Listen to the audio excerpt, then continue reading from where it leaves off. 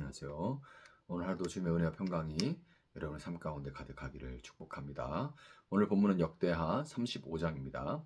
요시아는 예루살렘에서 주님께 유월절을 지켰다. 사람들은 첫째 달 14일에 유월절 어린 양을 잡았다. 왕은 제사장들에게 각자가 해야 할 임무를 맡기고 주님의 성전에서 할 일들을 잘 하도록 격려하였다. 왕은 또 주님께 거룩하게 구별되어서 온 이스라엘을 가르치는 레위 사람들에게도 다음과 같이 지시하였다. 거룩한 궤는 다윗의 아들 이스라엘 솔로몬 왕이 지은 성전 안에 두도록 하십시오. 이제부터 당신들은 그 궤를 어깨에 메어 옮기지 않아도 됩니다. 당신들은 다만 주 당신들 하나님과 그의 백성 이스라엘을 섬기는 일만을 맡게 됩니다. 당신들은 이스라엘의 다윗 왕이 글로 써서 지시한 것과 다윗의 아들 솔로몬이 글로 써서 지시한 것을 따라 가문별 갈래별로 준비를 하고 있다가 성소에 나가서 당신들의 친족되는 사람의 가문의 서열을 따라서 또는 레위 가문의 서열을 따라서 일을 맡도록 하십시오. 당신들은 유월절 어린 양과 염소를 잡아야 합니다. 그리고 당신들은 스스로를 정결하게 하십시오. 그리고 동족을 위하여서도 준비하십시오. 이 모든 일은 주님께서 모세를 시켜서 말씀하신 그대로 해야 합니다. 요시아는 자기가 가지고 있는 집짐승 떼 가운데서 어린 양과 어린 염소 3만 마리와 수소 3천 마리를 일반 백성들이 유월절 때 제물로 쓰도록 백성에게 거저 주었다.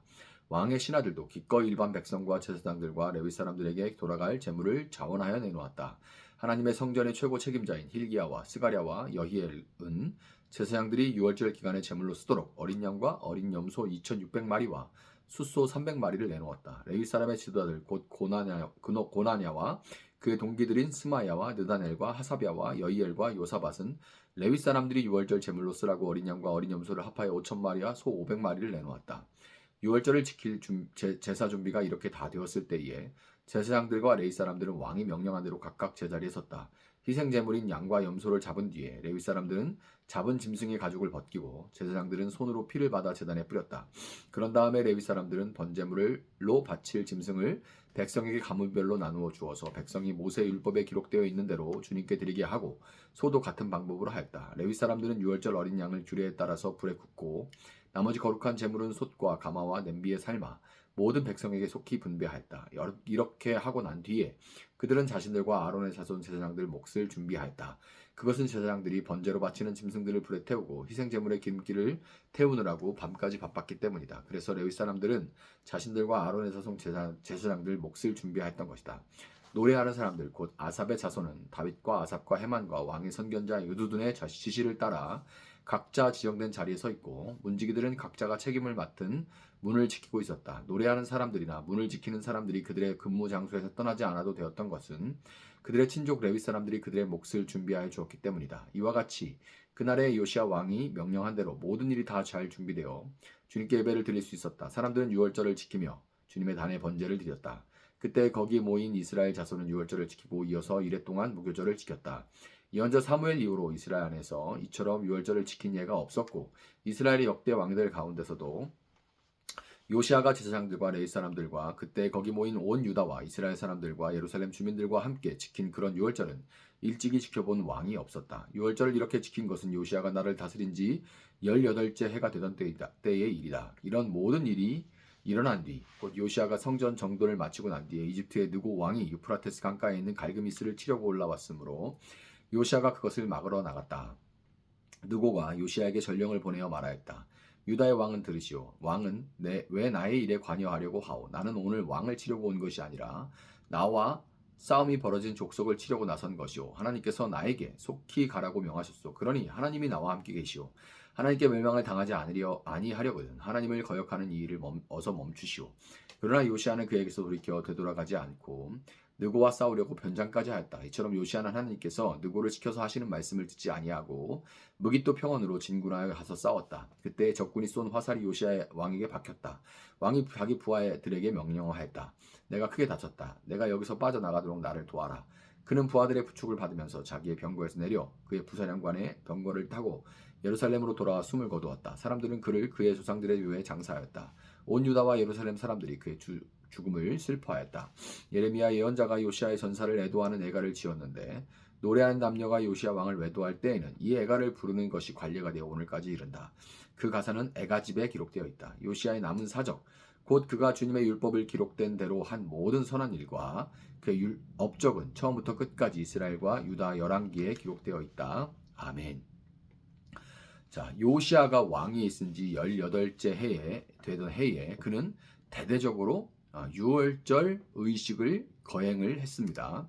그의 할아버지 히스기야 역시 유월절을 지켰지만 히스기야는 좀 변칙적이었죠. 하나님이 정한 때보다 한 달 늦게 유월절을 지켰던 데 비해 요시아는 온전한 유월절을 지켰던 것입니다.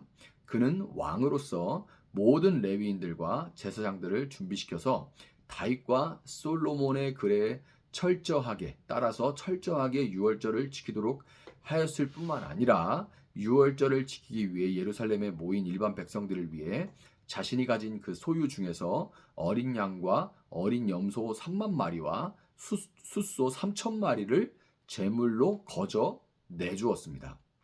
요시아가 자기의 소유를 거저 내놓은 것은 그가 얼마나 유월절을 지키는 이 유월절에 얼마나 진심인지를 보여주고 있죠. 어느 정도의 열심을 가진 사람이라면 자신이 가진 위치를 사용해서 다른 사람들을 동원하고 어떤 일들을 맡기는 정도의 수고는 할 수 있겠지만 마태복음 6장 21절에 너의 보물이 있는 곳에 너의 마음도 있을 것이다라는 말씀처럼 물질이 따라가지 않는 진심은 없는 법인 거죠. 요시아가 진실로 그 유월절을 지킴에 있어서 진심이었던 것을 알 수가 있어요. 이 요시아의 순수한 열정과 헌신에 감화된 왕의 신하들과 성전 최고 관리자, 레위 사람의 지도자들도 자신들의 소유를 기꺼이 내어놓으며 유월절은 더할 나위 없이 풍성하게 거행이 될 수 있었습니다. 그런데 여러분, 요시아가 지킨 유월절을 보다 보면 의아한 점이 좀 있어요.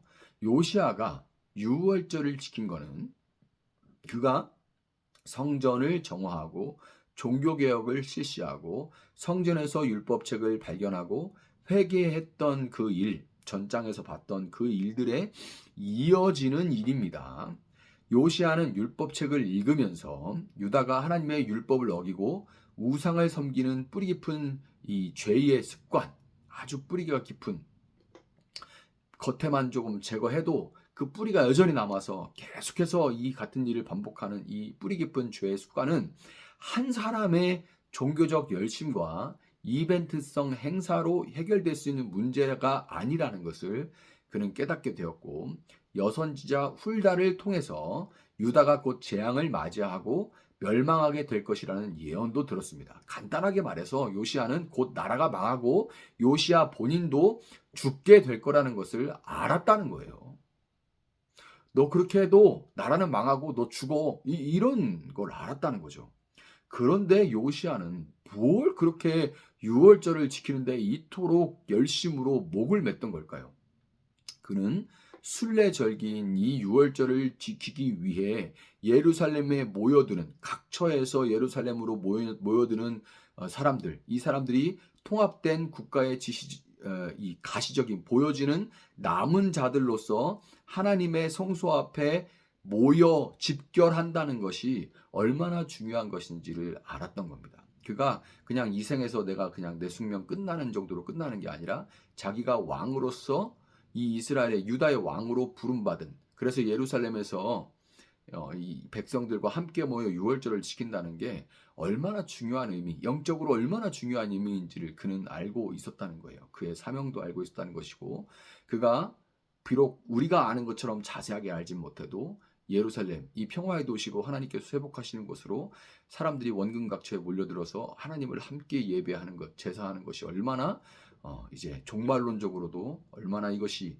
단지 이 세상의 삶뿐만 아니라 영원한 삶에서 얼마나 중요한 일인지를 그는 알고 있었던 것입니다. 그러니까 지금 내가 이제 곧 죽어. 너는 그렇게 해도 죽어. 나라는 결국 망해.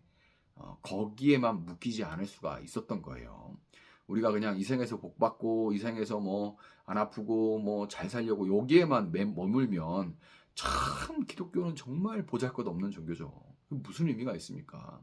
그런데 우리가 지금 살아가는 이 모든 일들이 참으로 영원에 잇대어 있는 일이라는 것을 깨닫는다면 지금 나의 청평과 처지, 물론 이것도 중요하지만 그러나 그것을 뛰어넘을 수 있는 것은 온전히 이제 말씀의 근거에서 영적으로 해석할 수 있는 눈이 필요한 겁니다. 하나님은 이스라엘을 택하셔서 유월절 공동체로 삼으셨고 성전에 임재하심으로 그들 가운데 거하시는 그런 하나님입니다. 비록 치실지라도 하나님은 반드시 그들을 다시 싸매 주실 것이고 영영이 그들을 버리지 않으시고 마치 이집트에서 그들을 구원하셨듯이 반드시 다시 찾아서 회복하실 것입니다. 그렇기 때문에 요시아는 14절 15절에서 볼 수 있듯이 단 한 사람도 빠지지 않고 모두 유월절에 참여할 수 있도록 최선을 그는 다했던 겁니다. 여러분 요시아가 모든 것을 바쳤지만 그의 사후에 그가 죽은 이후에 나라가 다시 급속하게 우상 숭배로 기울면서 요시아가 행한 모든 것은 심지어 의미 없어 보이기까지 합니다. 이게 뭐 한 건가 싶은 그런 생각이 들기도 해요. 우리 역시 이 죄로 물든 세상이 결국 심판을 당하게 될 것이라는 것을 잘 알고 있고 어쩌면 우리가 신앙생활을 하고 한 사람이라도 더 하나님의 구원, 이 유월절에 동참하게 하고자 하는 이 삶 역시 무엇 하나 크게 바꾸지도 못하는 무의미한 몸부림으로 보일 수도 있는 것이 사실이에요. 그렇지만 여러분 요시아가 떠난 뒤 나라는 혼란에 빠지고 멸망했지만 하나님은 예수님을 보내셨고 마태복음 1장 23절은 이렇게 이 사건에 대해서 기록하고 있습니다. 보아라 동정녀가 잉태하여 아들을 낳을 것이니 그의 이름을 임마누엘이라고 할 것이다 하신 말씀을 이루려고 하신 것이다. 임마누엘은 번역하면 하나님이 우리와 함께 계시다는 뜻이다. 아멘. 여러분 요시아는 신실한 왕이었지만 당시 국제 정세를 제대로 읽지는 못했습니다. 너무 기도를 열심히 했는지 모르겠는데 기도만 열심히 했는지 모르겠는데 국제 정세를 읽을 수 있는 눈은 좀 부족했어요.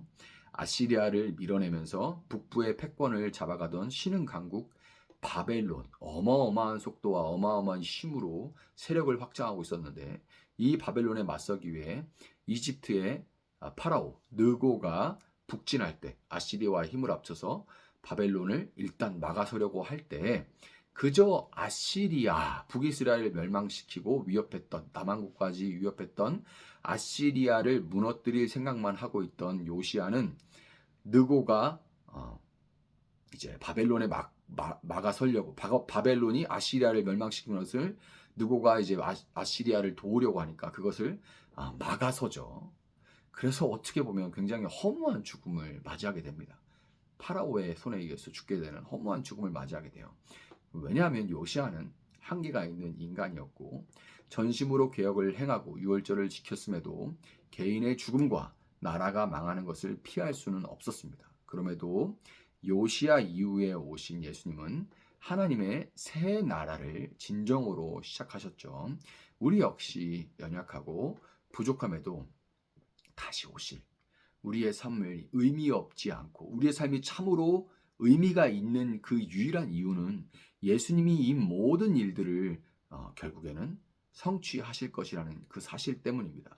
우리가 연약하고 부족함에도 다시 오실 그 예수님, 모든 것을 합력하여 선으로 이루어 가실 그 예수님을 소망하고 그분이 다시 오실 때 온전하게 이루어질 새하늘과 새 땅을 소망하면서 묵묵히 요시아가 걸어갔던 그 길, 바보스러워 보이는 어리석어 보였지만 그 길을 우리도 걸어갈 수 있기를 예수님의 이름으로 축복합니다. 잠시 기도하겠습니다. 사랑하신 주님 감사합니다. 요시아의 최후를 봅니다. 주님 미련하고 바보스럽게 살았던 요시아입니다. 왕의 권한을 오직 하나님 앞에 바르게 서기 위해 사용했고 그가 왜 왕으로 섰는지 그는 하나님 앞에 묻고 또 물어 그에게 맡겨주신 사명을 위해서 그 길을 걸어갔고 자기의 소유나 자기의 유명세나 자기의 어떤 것을 바라지 아니하고 오직 영원한 나라를 위해 살아갔음을 봅니다. 그럼에도 불구하고 그의 최후는 너무나도 보잘것없고 그의 한계도 분명하게 보여줍니다. 우리 역시 마찬가지입니다. 주님, 우리가 행하는 모든 일들도 다 다르게 해석될 수 있고 참 미련하고 어리석어 보일 수 있고 우리가 드리고 우리가 썼고 우리가 행한 모든 일들도 참 의미 없이 기억해 준 사람 없이 잊혀져 갈 수도 있습니다. 그러나 주님은 요시아를 기억하시고 요시아의 뒤를 이어 이 땅에 임마누엘 오심으로 하나님께서 여전히 우리와 함께 계심을 분명하게 보여주셨고 모든 요시아와 또 하나님의 사람들이 걸어오며 바라봤던 그 일을 성취하셨고 그 예수님은 다시 오실 줄 우리가 믿습니다. 다시 오실 그때에 우리와 또 우리와 동시대, 또 이전에, 또 이후에 살아갈 모든 믿음의 사람들이 걸어갈 그 길을 성취하실, 마침내 이루실 주님을 바라보며 우리가 오늘을 또 소망 가운데 살아갈 수 있게 하시고, 우리의 모든 삶이 참으로 내가 뭔가를 이루고 내가 뭔가를 붙잡고 하는 것에 의미를 두어서 허무하고 모래 위에 쌓은 성처럼 무너져가는 것들 가운데 함께 무너지는 것이 아니라 영원한 반석 대신 주님 안에서, 그 하나님의 나라 안에서 의미를 찾아갈 수 있도록 주님 도와주시길 원합니다. 주님, 우리 삶을 기억하여 주시고 우리 삶 하나하나 의미가 되게 되어 주시고, 또 우리가 그 의미를 바라볼 수 있는 믿음의 눈과 힘을 허락하여 주시기를 원합니다. 감사함 예수님의 이름으로 기도합니다. 아멘. 오늘 주신 말씀 붙들고 계속해서 기도합니다.